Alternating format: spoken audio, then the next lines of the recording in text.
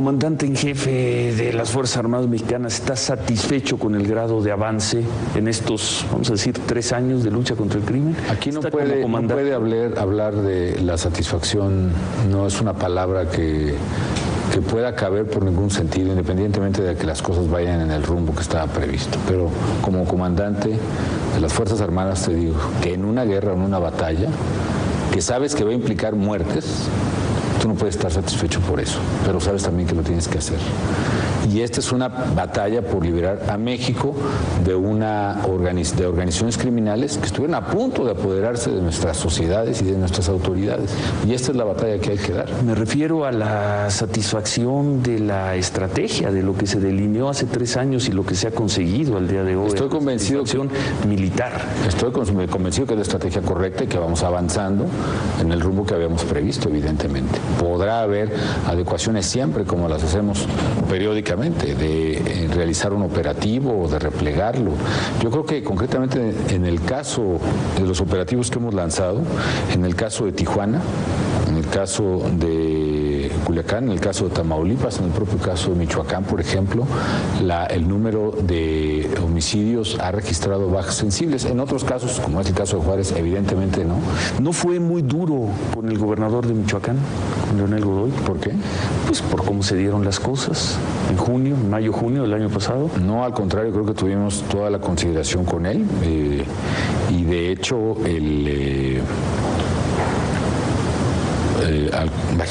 no puedo entrar en detalles, ¿no? Pero al contrario, ¿no? Cuando él exigía e insistía mucho en que se le avisara cuando iba a actuar el gobierno federal, decía, bueno, hay cosas que no se pueden avisar, pues son parte de una averiguación previa, ¿no? Cuando supimos que había evidencias, llamadas telefónicas, testimonios que implicaban a su medio hermano, pues se lo dijimos y actuamos. Y me parece que no hay otra manera de actuar, Ciro. La verdad es que uno sí quisiera ser más contemplativo en estas cosas, pero cuando tú estás viendo cómo un Estado ha perdido tanto a manos de la criminalidad, se ha quedado atrás años en términos de desarrollo y que no puede haber otra cosa más que actuar, pues hay que actuar. ¿Le dicen algo los aplausos de ayer de Marcelo Ebrard en Palacio Nacional? Pues simplemente creo que ha habido un trato muy injusto hacia él por el hecho mismo de haber acudido a un evento que era importante.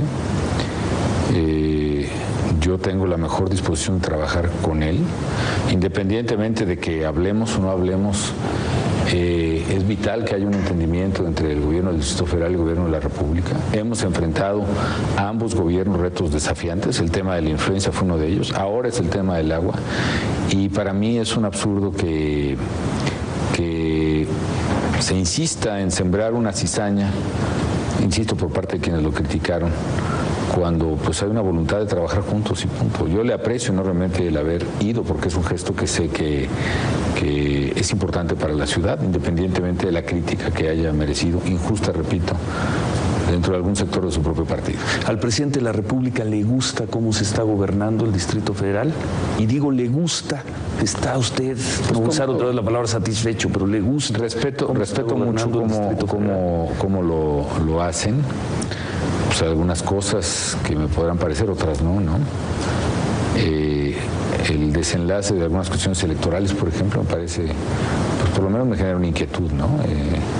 Que sean precisamente elecciones ganadas por la oposición dentro del Distrito Federal las que simplemente se revocan.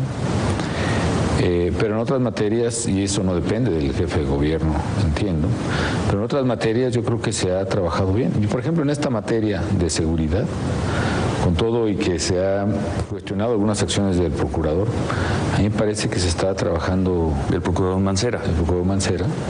Pues me parece que están haciendo un esfuerzo bastante razonable para cómo están las cosas, ¿no? Y en otras, en el tema del agua, estamos muy concordes. Tenemos que resolver la emergencia, independientemente de que para mí el modelo de traer agua a 200 kilómetros de distancia al DF y sacarla a otros 150 hacia Tula, pues es un modelo totalmente absurdo.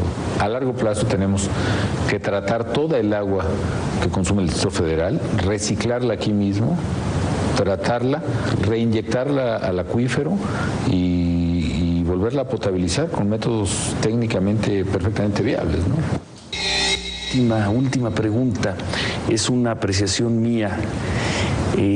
Yo lo veo como parte de una generación, presidente, que yo pienso como periodista, simplemente como observador de estos años, como cronista de estos años, que estaba llamada a cosas más grandes. La generación, por ponerla así, del 97 al día de hoy, la generación de Fox, la generación de López Obrador, la generación de Beltrones, de Paredes, la generación de Felipe Calderón.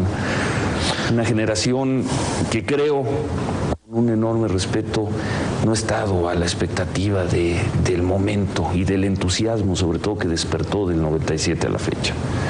Bueno, comentábamos hace un momento y creo que vale retomar el tema. Yo soy digamos, si alguna cosa me gusta es precisamente el examen generacional que hace Ortega y Gasset de la historia, ¿no? Él hablaba de que una generación es una minoría selecta y su muchedumbre lanzada a la existencia con una trayectoria vital determinada. Y el problema es cuando la minoría selecta no cumple y no ejecuta en su tiempo lo que tiene que hacer. Es como una sinfonía, ¿no? Cuando esa minoría no puede o no sabe o no quiere cumplir la parte que le toca, se desarticula y se pierde. Pero cuando la minoría logra verdaderamente articular una secuencia hilvanada de sonidos y cumple con el rol que le corresponde en la historia, entonces ejecutan los grandes movimientos. Yo creo que en la historia, Ciro, nada está escrito y que precisamente mi convocatoria es a los mexicanos y también, dije ayer, a quienes tenemos responsabilidades públicas que cumplir, porque tenemos una misión histórica y particularmente en el bicentenario de la independencia y en el centenario de la revolución, y a esa responsabilidad histórica apelo, y también a la de todos, porque la generación no le integra, ojalá, no le integra ni uno ni los que acabas de mencionar, para acabar pronto incluyéndome a mí, pues ahora sí que sería... Son muy conocidos por lo demás. No se vale que una generación se integre nada más así. Hablé de la generación de políticos. Yo creo que una generación en términos históricos para un país, ahí, y ese es mi respetuoso señalamiento, ahí no te puedes excluir. Como señalabas en tu artículo, son una generación que no responde. Yo creo que yo creo que mi convocatoria es a todos los que tenemos algo que hacer en este momento verdaderamente determinante de la vida del país. Ustedes tienen el poder público, nosotros no. Ustedes tienen el poder de los medios. Bueno, la dejamos ahí. Gracias. Todos podemos, Ciro. Mi mensaje es que todos podemos. Gracias, presidente. Vale. Nos necesitamos todos.